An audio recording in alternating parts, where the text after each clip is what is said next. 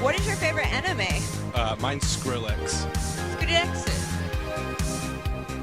I'm so distanced from human sensibilities and stuff. Was getting caught part of your plan? Put your tray tables up and your seat in the full upright position, because this is the Flight Plan, the official podcast of Big Guy 4U Scanlations, Japan's #1 Bane posting manga scanlation podcast. Join the flight crew, Tom and Naden, as we bants about all the anime, the manga, and the scanlation content. What are we talking about today, Tom? I want to talk about video games and importing them, playing them in Japanese, that sort of thing. In a way, it's kind of like a part of the Learning Japanese series of episodes as we're doing. And I mean, it is technically like, I don't know if it's scanlation. I think that's specific to manga. Yeah. It's definitely translation, and it's probably of interest as well. I mean, most of us like to learn Japanese to read our girl comic books and also to play our girl video games. Yeah, well, there's also some that are tailored towards young boys as well. Well, not really. Well, they're of little girls, so it is about little girls. Sometimes they are, yeah. Video games, though, I find, not to sidetrack into the topic too much, but I find video games are less about cute girls compared to manga, which is, all cute girls. That's a very good distinction, and something that should always be brought up when you're highlighting the differences. Now, before we segue too much into the actual topic. Yeah, God forbid, we can't do that. God we forbid still have we're another actually 35 minutes to burn. I'll start with our little for personally, it's my favorite segment. That is the comments corner. We're accumulating all of these top of the show segments to where I don't know. I think one episode we'll have to do just pure top of the show stuff. It'll have to be no actual topic. We're actually, I joked about it one of the episodes. I think it was actually a post show where we talked about if we wanted to do it at the beginning of the show or at the end of the show. We're actually reaching a point where we're getting some serious, like a decent amount of comments every couple of weeks. So going through them actually takes a little bit of time, but some of them are topical and some of them deserve a little bit of the spotlight. Some are topical and some are tropical. That's great. I don't know. It doesn't make sense. I just wanted to say it. You can cut that out. Nah, we'll leave that in. It's tropical because I'm in the BG4U East Coast tropical office today. Oh, okay. Way to dox yourself. I'm in Hawaii. The far east. If you go far enough east. I'm in Japan at this point. Oh, yeah. We're in the Japanese East. headquarters. So I'm scrolling through the comments on YouTube here, and I can't remember. It says 5 days ago. 5 days ago, would that be before or after? Oh no, well it's a comments on the last episode, so that is a topical thing to read. Yeah, so it's Tenkizo TRT comments. He says, same here. I got my first smartphone when I went to college and I didn't know what to do with it. That's a throwback to when we were talking about, all these Zoomers getting all their smartphones so early. And he also comments that the thing he loves about Kiss manga, which is the same thing I love, is the comments. And you can just go to a random manga with, like, he says, an interesting cover of those used to lure teens and read the comments. So we all kind of know we know what kind of cover he's talking about. And you'll see that in the comments right away. It's like, I clicked because of the cover. But I also used to go to Manga Here because their comments were on the actual mangas. They call them like Tsukihimis or something. Tsukomis. I was going to bring those up. Yeah. Like I read, I don't know what I must have read, but I've used that system before. It's so cool. It's so cool. I love it. Yeah, it's like you see the actual point of where they commented while you're reading. I'll have to throw up a picture of it or something if you're not familiar with it. But it is, if Manga Here had the Tsukihimes and allowed you to do the entire chapter on one page, that would be the best site. But so far, I haven't found a site that can do both of those. So, is that site still operational? I thought it was a defunct manga site. Maybe. The Tsukomis. I thought it was Manga Fox. I don't know. Yeah. Manga Fox was a bigger stream. I switched away from Manga Fox to go to Manga Here, and then I switched to Kiss Manga, and then now I use Kiss Manga, Mangakalot, and Manga Dex, depending on what it is. Right. I guess not to belabor this too much, something I did notice is that the comments that like the Big Guy 4U scanlated mangas were getting on Kiss Manga, they tend to be more stuff like "don't lewd the lowly" type comments. Well, yes, that's exactly what he's talking about. Well, but it's interesting that demographic seems different because when I would compare the comments to Manga Dex, you don't get so many lewd focused comments. So that is an interesting distinction. Like, does Manga Dex host manhwas? I think that's your answer. I don't know. No, because you're saying manhwas tend to be more lewd. Or Yeah, whatever? they're all like, if Well, you go to, Mangadex hosts hentai dojins. oh, well, shoot, that kind of So- throws my theory out of the water. Yeah, I know. And probably manhwas. I mean, we're going to talk about one later that is non-Japanese. That's true, but it's not exactly a manhwa, but we'll get to that. True. Yeah. I'll just fly through these comments really quick. He also leaves another comment that says, "Man, I really want the 2D animation back. I don't watch anime anymore." And I'm assuming it's because he's talking about, you know how it's like 3D rendered and it's computer graphics, and a lot of the times it looks cheesy. Same TBH fam is what I gotta say to that. I like the old. We got our Russian buddy, first name, last name. It says, I bleeping love your vids, dudes. And it's like, wow, dude, that's awesome. You're going to make us blush, is what I replied with. It's going to go right to my ego. Yeah, go right to your thighs, and then you'll explode. Charlie Saint says this is a good podcast. He's like, not just for me, but in general. I wanted to say for you, but I said I'm just glad to hear it. Like you said before, it's cool to have people to listen. We got first name last name again on another video on our video for super fans only on the YouTube. Says you guys need a Twitch. Make a Quran anime review. What? That's what he says. He just posted this. Quran? Quran? No, like the Muslim book? Quran, which I think is just the same, a different spelling of the same thing. Right? Yeah. Yeah, and he says he loves our stuff. Yeah, I don't. He posted this 11 minutes ago, while we were recording. So. Well, we have used the term fatwa and halal or haram. That's true. Yeah, and kosher as well. Are we? Well, that's a different religion. Are we secretly the world's #1 Muslim anime podcast? But this is a Christian podcast, so I don't understand. Like I think what it is we're an international podcast. We just we hit all the demographics.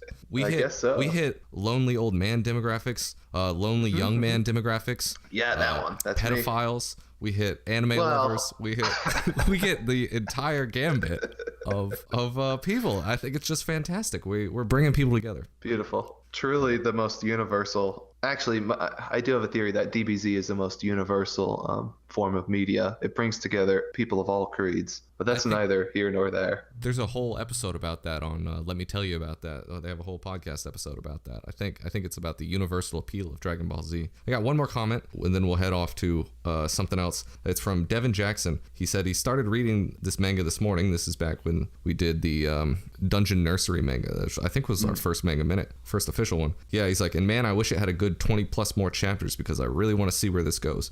And yeah, I do too. It's still updating, and it's still a great manga to check out. That's Dungeon Nursery. It's probably one of the best isekais of 2018, so I would definitely check it out. We didn't do the ratings back then, but I would give it a 1 thumb. You don't have a whole lot of options. Fidelity, is that the word? Yeah. Yeah. But it's pretty good. I'll agree. You might notice I'm not as chipper and outgoing and just charming as I am normally. I have to be the bearer of bad news to both you and to our fans, and it's pretty bad. Normally we have like the big guy bump where when we mention something, somebody else will do it, like Digibro will do a video of it, or it'll get popular, it'll get an anime, something like that. And okay. I think we did so much good in the world like that, it was time for karmic retribution. I pulled up Tadadaka's Twitter today, and he's the guy who does... Who is that? The guy who does Chio-chan. And he had this to tweet today. It will be the last time the school route of her Chan in next month's issue was released Flapper September issue. Thank you very much. Which is the Bing translation of the Twitter tweet that he did. It looks like Chio-chan is ending in September. The manga? Yes. Oh, wow. What a bummer. Yes. That's yeah. It's not great. Right when the plot was developing. Right when the plot gets good. There's probably about 5 or 6 chapters left untranslated. So we're still going to get a couple more chapters. It doesn't end right there. And yeah, absolutely. After I was just so excited about it and the plot was coming together, I was going to love to see how things develop. It's just really sad to see something that you like not be popular. And I don't understand. Maybe it was... This is brand new. This came out like last night, this news. And who knows why it is, like why they cancel things. I know in, I think it's not in Jump, but it's in something where I know they have rigorous like surveys at the end of it, where they're like, what manga do you want to see and things like that. No, I know, but they all do. I'm pretty sure. Oh yeah, they I'm pretty sure they do. Yeah, because I don't think Chio-chan is in Jump, because that's more for like shonen stuff. Maybe it wasn't getting the survey results. Maybe the anime wasn't doing as well, or maybe the anime did so well that he was allowed to work on another project that he's always wanted to work on. I'm gonna hope for that, because everybody seems to love his stuff. It was going really well. I think the anime's getting good ratings. I'm not sure. I haven't been following it. So we can only hope the best for Mr. Tadataka. I'm sure I'm pronouncing that wrong, but... Well, now that it's ending and they're kind of establishing a canonical couple, and since he is a hentai artist, maybe he'll just go do the sequel as a hentai. Maybe, and we can hope for that as well. Maybe he's gonna switch over to full-time hentai dojins of Chio and the gang. So I guess we can all look forward to that. Yeah, well, don't get your hopes up. Might not happen. Well, yeah. Dream big. What we can do now is, I guess we could seg you to, you said you were going to kill yourself? Is that what you said you were going to do? You're going to Sudoku yourself? Before that, though, I don't know. I had a corrections corner item that's so stupid, and we've already burnt enough time on stupid stuff. Well, whatever. I wanted to clear the air, because I didn't know this until today when I looked this up to confirm. We weren't sure what they were called, those pop vinyls. Remember that? Yeah. I just listened to that again today, and we brought that up, and I'm like, yeah, it is pop vinyls. It is pop vinyl, but I knew them as the name Funko Pop. Funko being the company that makes them. Yes. Okay. All right.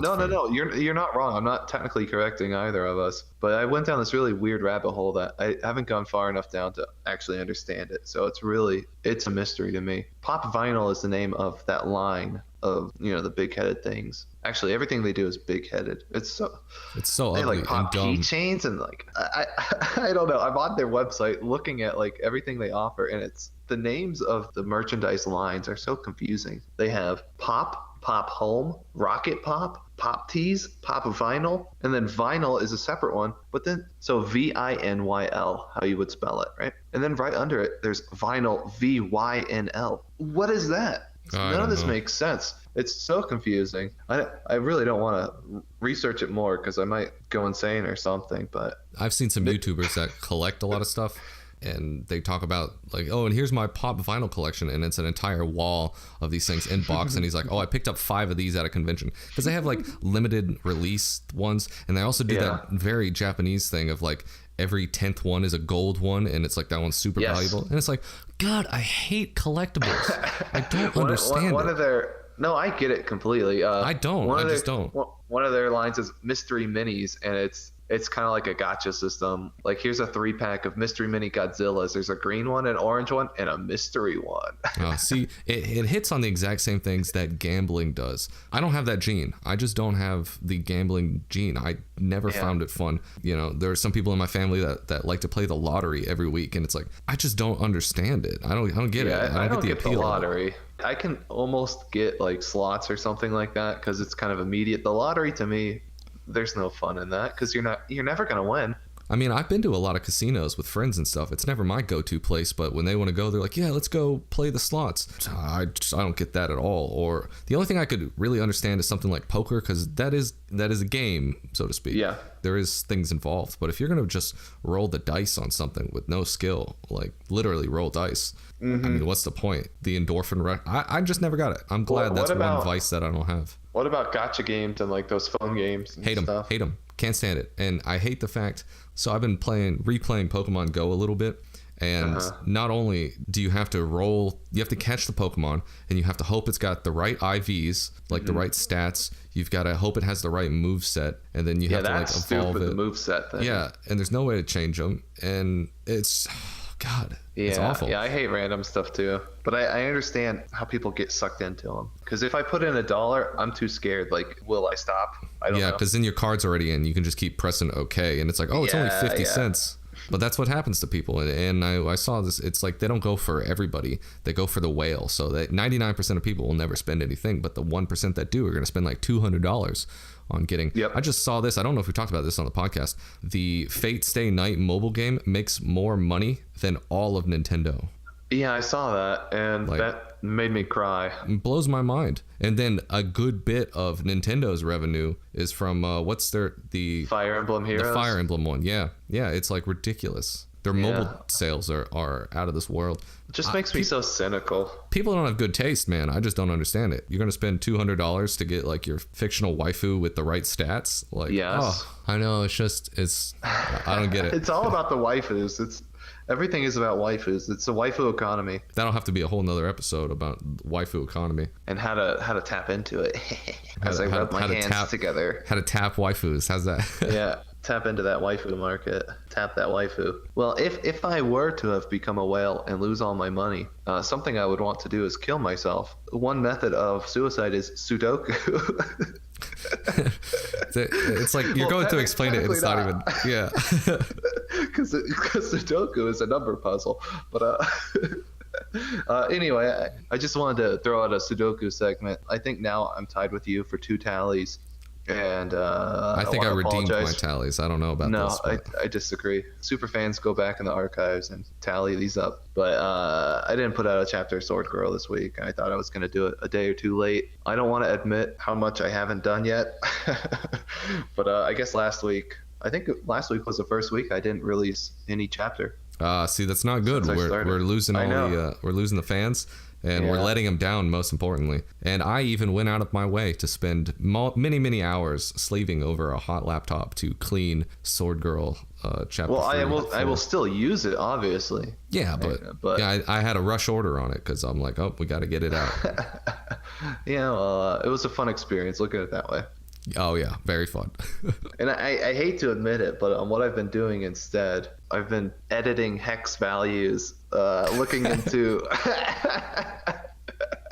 I've been beginning steps for ROM hacking, translation stuff for the Metabots 3. I spent probably 6 or 7 hours figuring out which hex values correspond to which characters. Oh my! Which letters. That sounds. Fun. Oh yeah, that sounds like a real blast. It was actually fun. Friday night. Oh yeah, get those hex editors ready. Oh shoot, it was Friday night.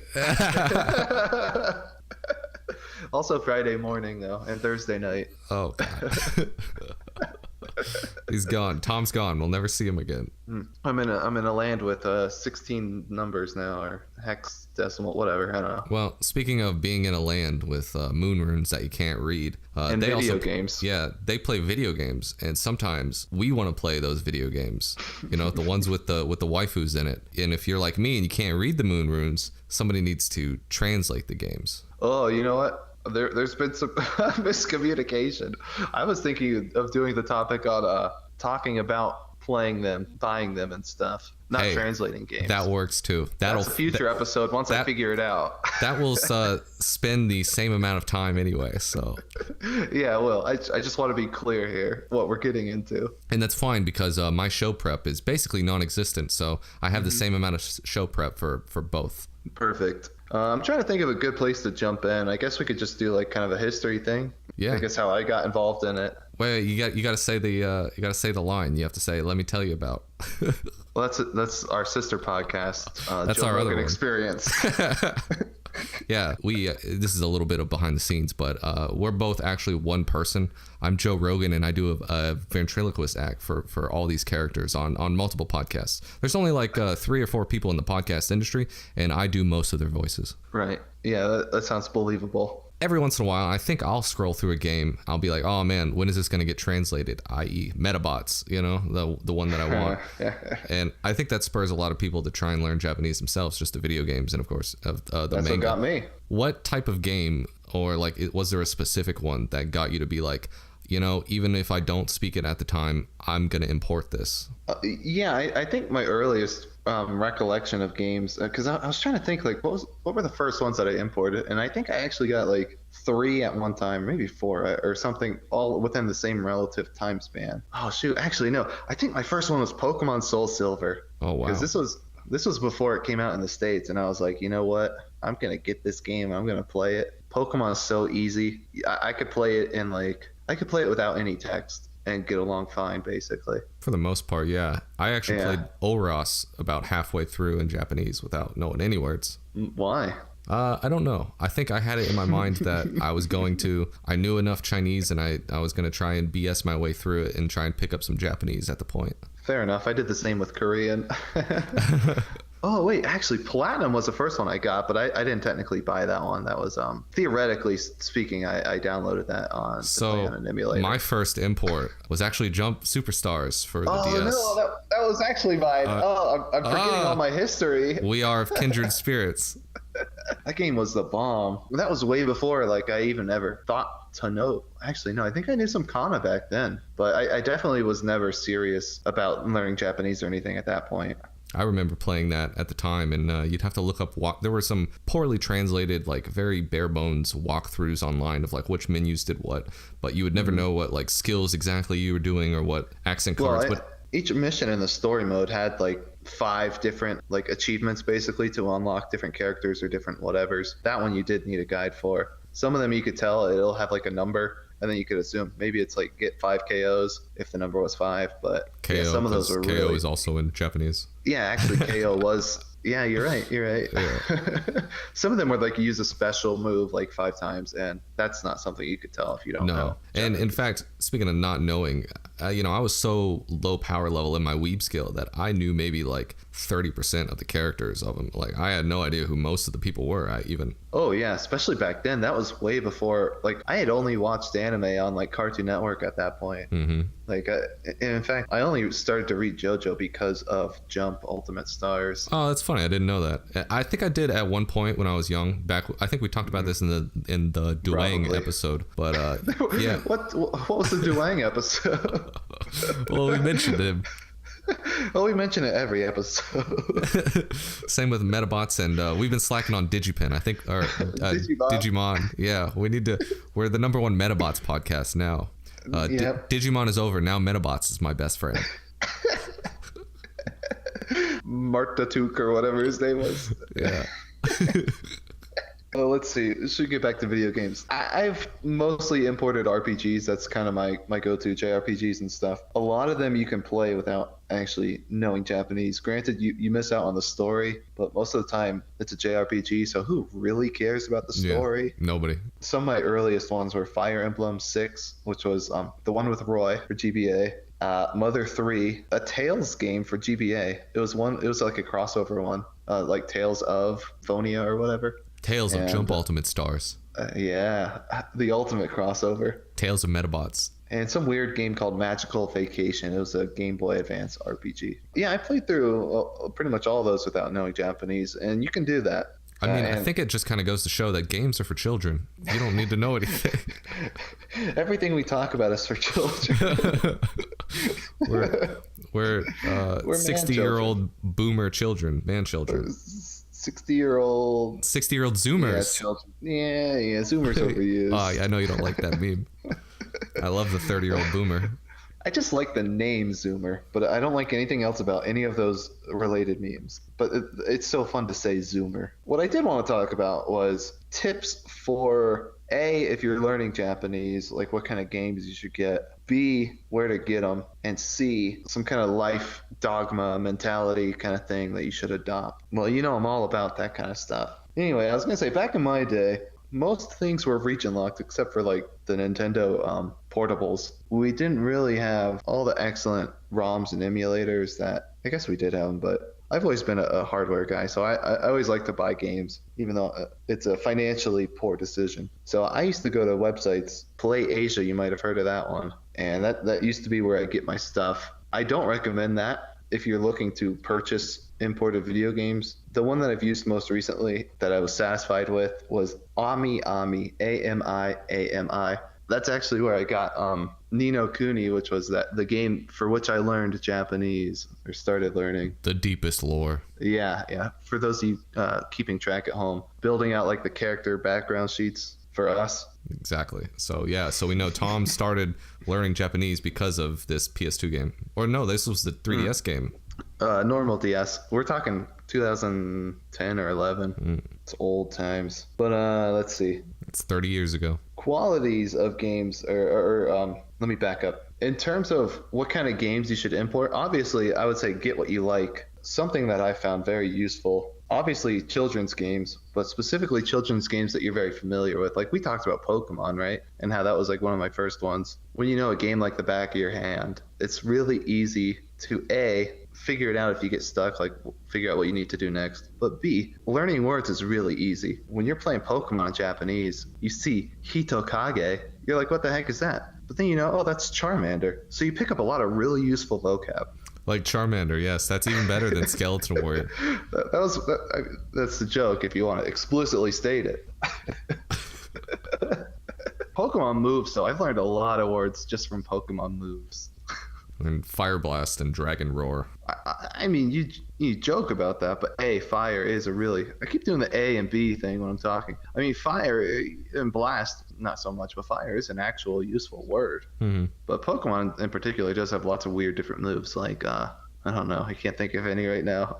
Encore, Embargo, like, pretty weird names. Actual real words. Another thing I look for, or I guess I used to look for back when I was starting out, but now it kind of doesn't matter. Furigana, which is, the character, the readings basically on top of the kanji tells you how they're pronounced. Really good for like when you're playing a game and you don't know a word and you can look it up. That's one thing I didn't like about like kanji and hanzi is that you never really know how to pronounce it unless you just memorize how to pronounce it.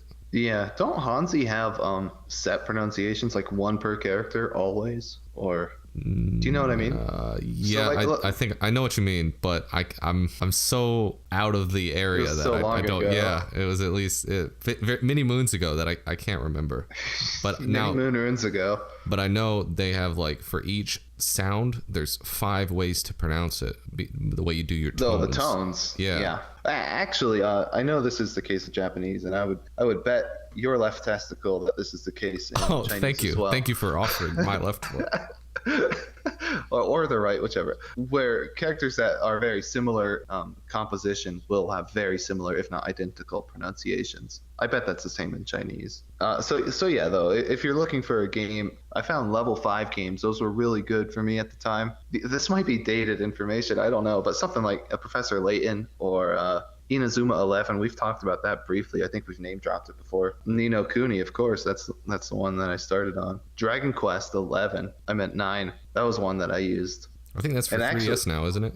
Yeah, 9 was for DS. 11 is the new one that is just coming out in the States on PS4 or whatever next month. Cool. But that one, I'm pretty sure that has Furigana on the 3DS one. Speaking of Dragon Quest 11, I have a little anecdote. I saw a guy online who was playing the PS3 or PS4 or whatever. He had imported it and he didn't know Japanese. So what he did, he had this crazy system where he had it on his TV and he had a webcam pointed at the TV. He had some program running like OCR or whatever it is where it can read it from the picture. Wow. And then he had that automatically feed into Google Translate. How do you even do that? How do you even do that? Like, I don't know. It was the craziest system. And it took like, I think a good 5-10 seconds per text bubble for it to go through all of the different systems.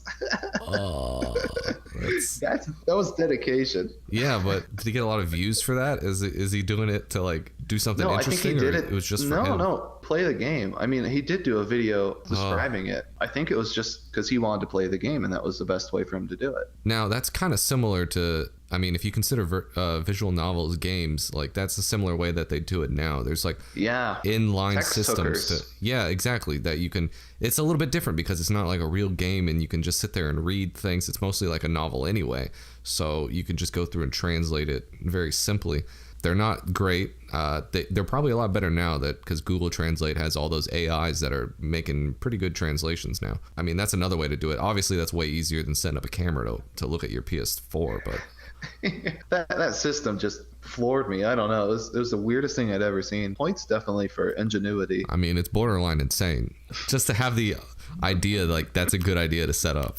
Well, I kind of like it as an idea. Oh, no, it's fantastic. It's a great idea and it shows ingenuity, but the dedication required to set that up. Oh, yeah, definitely. That is borderline obsessive. Yeah, it is. I like to think that guy had some kind of background with that technology. I hope. And it was easy for him to set up. He's working on the Google AI like auto translate feature, so he was actually doing it for work.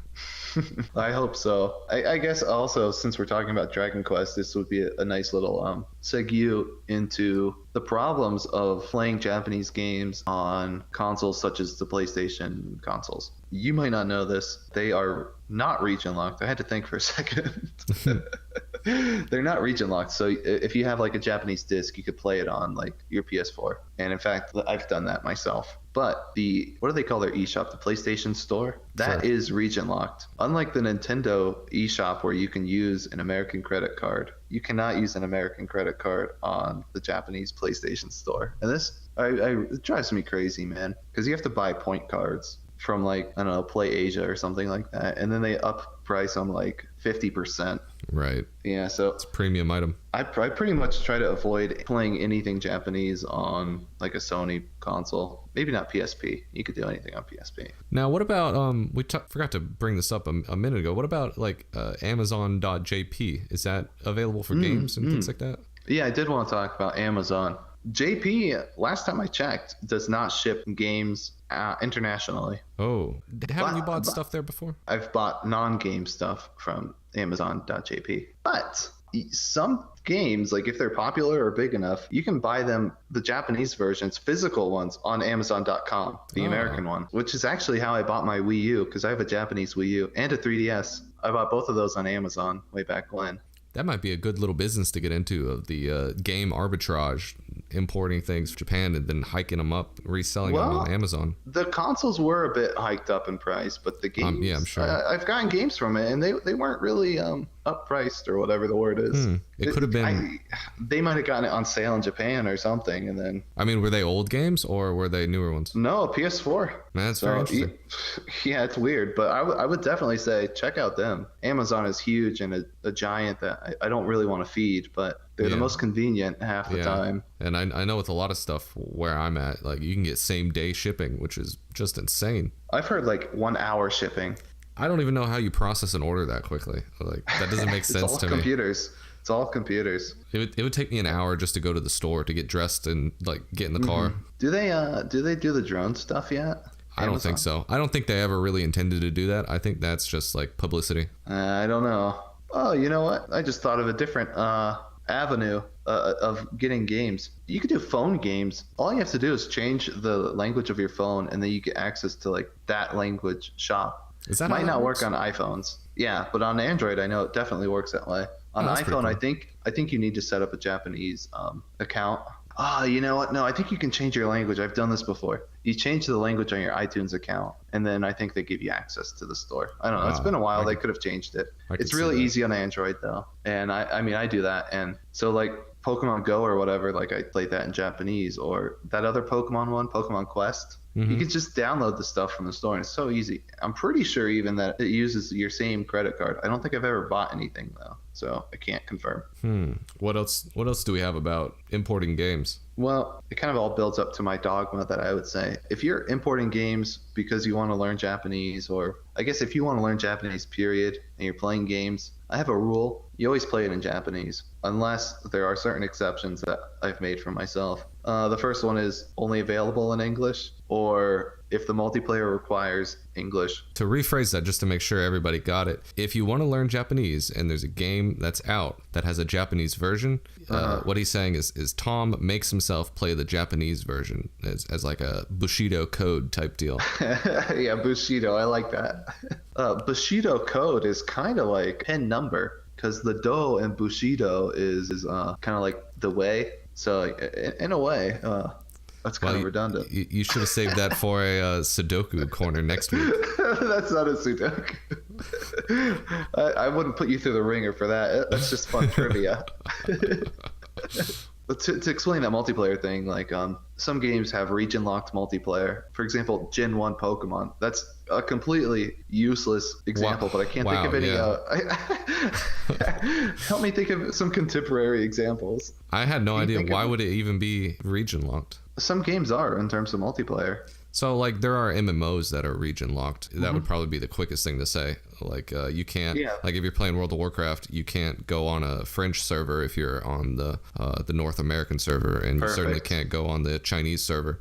Yeah, so you need a regional account for each of those. So that makes a lot of sense. Yeah, that's a perfect example then, because for example, like if I had tons of friends who played WoW, but they all play it in North America servers, I'm not going to play Japanese WoW, just something like that. I'm just saying that's one of my exceptions that I make. I can't remember the last English game I played. Oh, Dark Souls.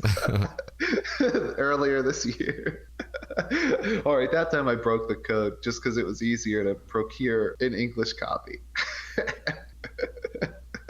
But the intent is there. I highly encourage you to only play in Japanese if that's your goal. You could also extrapolate that to say you should only read things in the target language as well, but that's probably more difficult.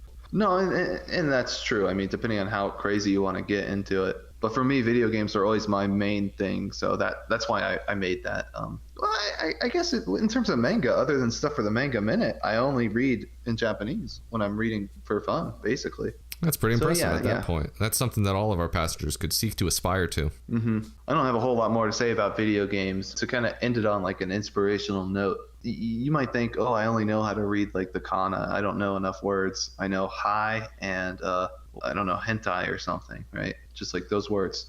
You can still play through games. Like I told you, I played through like Mother 3, which is completely story driven without knowing more than like 15 words. So just give it a shot, It's actually a really awesome thing to do, is to import the different video games that you want to play. And there's a good way to help you learn. I mean, it's something that can actually be passionate enough to drive somebody to actually pick up a whole nother language, which is pretty impressive considering that from an English speaker learning Japanese, that's probably one of the hardest ones you can do that. I'd say Chinese is pretty difficult as well. Yeah, probably Chinese. They're pretty close. It's not too far away. They both have their ups and their downs. But it's like apples and oranges in that they're very similar fruits. Exactly. I think that's always the famous comparison, is that how like they are.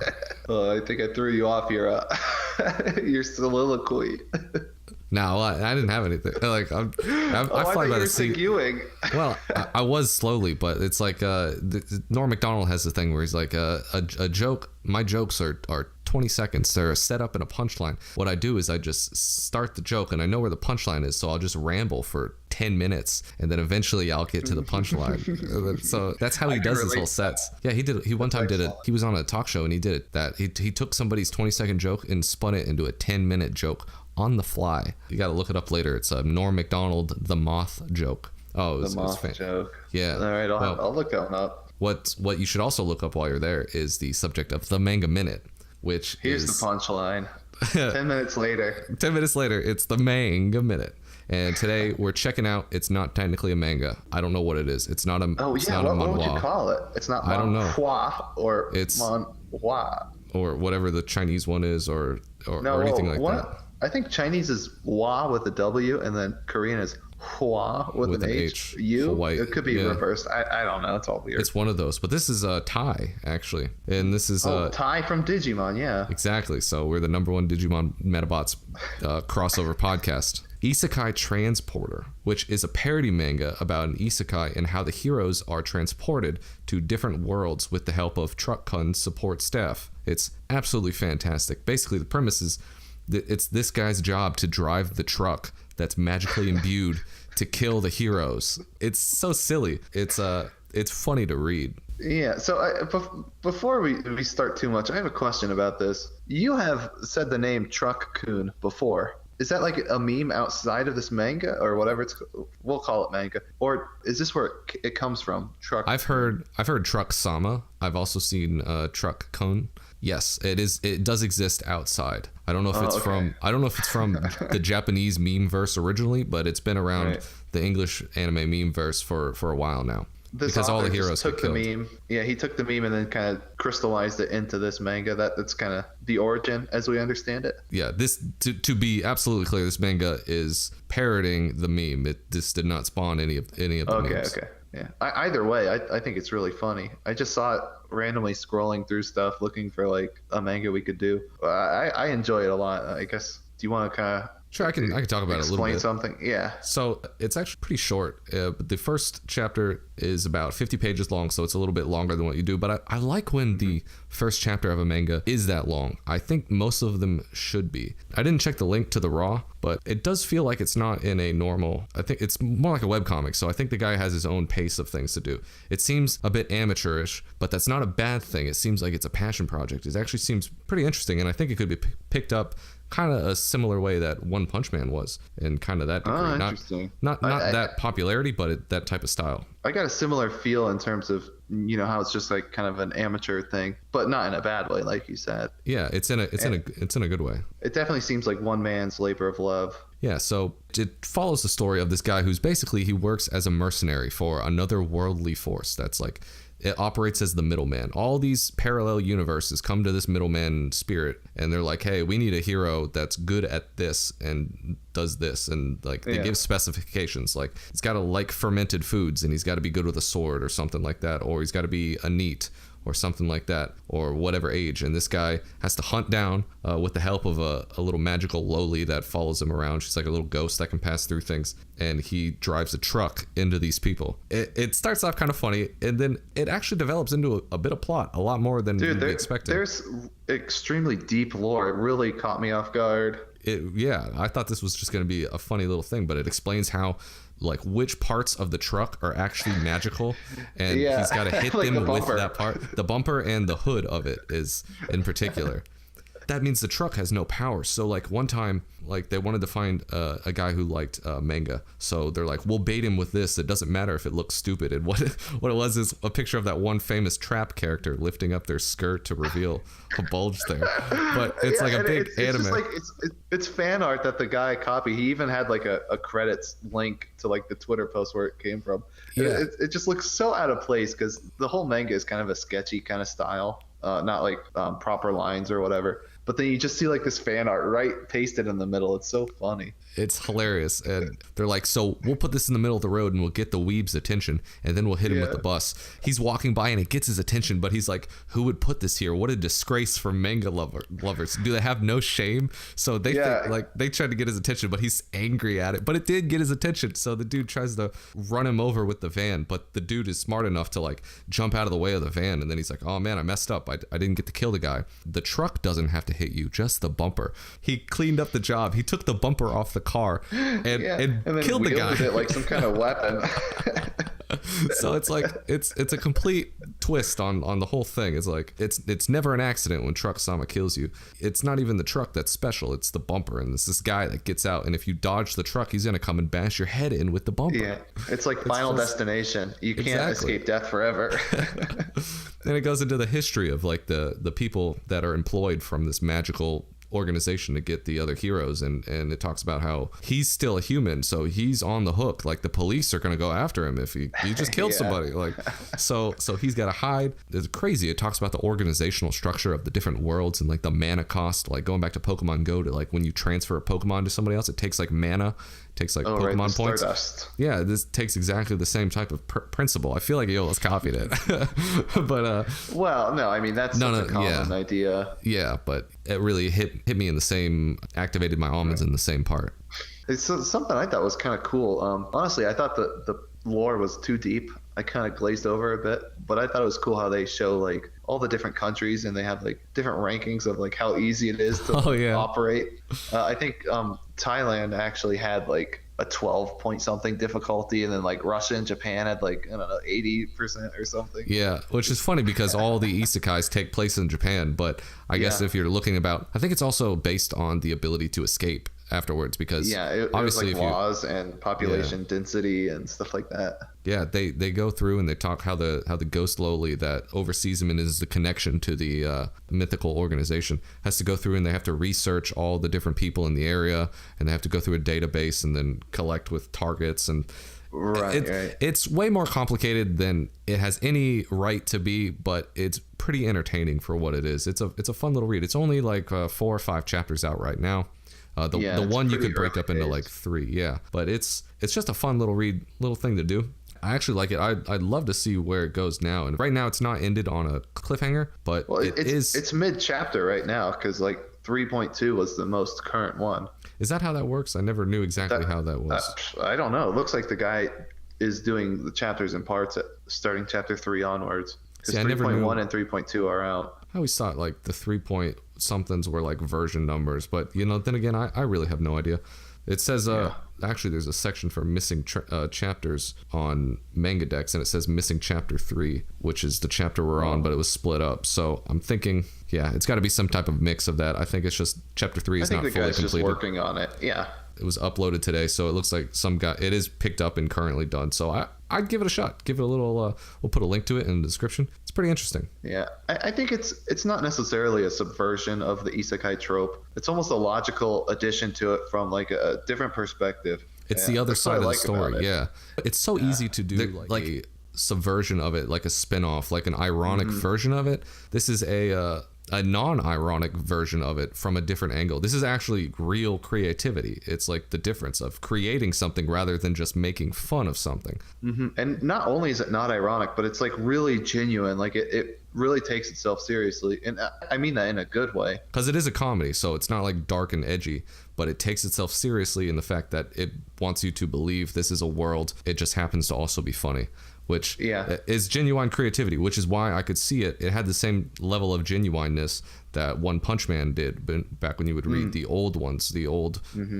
capital. He had his full name in caps, one. So you would know that he drew it. In fact, I actually like that better than the fancy drawn one, but that's another topic. Yeah, it has its own charm, the old One art style. Just as a thing, this is a better art style than One. So if you didn't like that, this is probably a professional artist who does things like that. I'm not entirely sure. I'll click the link and see what website it goes to. The raw link goes to like a Facebook of his. Oh, see, that's interesting. So this is on the ground level of some upcoming artist. So it's pretty interesting to get a look at some early work and something that's pretty entertaining. Before we forget, because I think we might have forgotten this the last couple times, shout outs to the scan leader. He only credits himself with the Reddit link u/unauthorized intruder. So shout outs to you, my guy.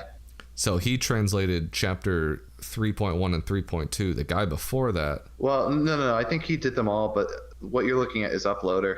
Oh, okay. All right. See, that's a whole nother thing. That would have caused me a corrections corner. So yeah, so I spared you. But yeah, that guy translated all of them. I think we might want to check out other Thai stuff just to see if it's at all similar. It's dangerous. I don't even know where you would look. Because I know you should read the Korean ones because they're mostly garbage. I've read some Chinese ones that are good, but it's rare. I've never read a Chinese one, but I did see a Chinese one where all the comments were, I can't believe this is Chinese. It's so good. Like, but maybe we should branch out just to try different stuff, see how they stack up. Maybe against glorious Nippon. The Chinese ones are kind of like cargo cults, and the Korean ones are just degenerate cuckoldry for the most part. That's my understanding of it. Having never read a Korean webtoon, that's how I understand them to be. I've read some. What really bothers me, you go to like Mangaka Lot, the website, and you search for like the romance tags or something. The first page, like all of them are not even mangas, they're manhwas, and they're like, I have this cheat device that lets me rip off people's clothes, and it's like, yeah, okay, that I could see that being a Japanese one, but normally they at least have more plot than that. They're just bad, and it's just that sounds like a hentai plot. Where do you go with that? That isn't just straight up porn. Well, that's the thing. That's why all the Korean ones on Mangaka Lot have over 1 million views, because it's just smut. That's just all it is. Well, that's sad, but we should probably give a rating, not to drag down the niceness of Isekai Transporter with Korean talk. But I'm gonna give it a 2 thumbs out of 2. See, we need more fidelity in our ratings. Yeah, we do. Because I don't want to give it like, it's for what it is. It's 2 thumbs for what it is for me. But well, that's how I'm rating it. Yeah, but if I were, the problem is how would my 2 thumbs relate to another thing that I give 2 thumbs to? Fair point. Maybe we should do like a 4 U's like out of 4, but then we would average our scores. 4.4 U's out of this makes no sense. We could average ours instead of summing them. Let me put it this way. I enjoy the manga, and I think you should read it as well. Yeah, maybe we shouldn't do a stupid score system. Whoa, what an idea. We'll brainstorm that one. Well, I don't know how we're gonna brainstorm things if we're crashing this plane. Well, hold on. Where can they find us? I did don't the know. last few, so you Yeah, get I to know, do this but- one. You get to struggle through this one. Yeah, but you did it so good the last couple times. You can find us on Manga Dex, is where you can find all of our different mangas that we scan late and that I clean. You can find us on YouTube. Just search for the Flight Plan. Okay, hold on. You cleaned one chapter, and I do appreciate that. but don't make it sound like I you're said the one main that cleaner. I said one that I cleaned. I said one. Let the record show. Okay, I misheard then. If true. Big if true. You can find us on YouTube at, you can search for the Flight Plan Podcast or Big Guy 4U, the letter 4 and the number U in the username. You can find us on anchor.fm's The Flight Plan, the podcast RSS feed. Where else can they find us? I think that was it. I mean, I guess gab.ai, that's where I post links to like downloads for the mangas and stuff. But yeah, I think you did it. I did it. Congratulations. And you know what else I'm going to do? I'm going to crash this plane.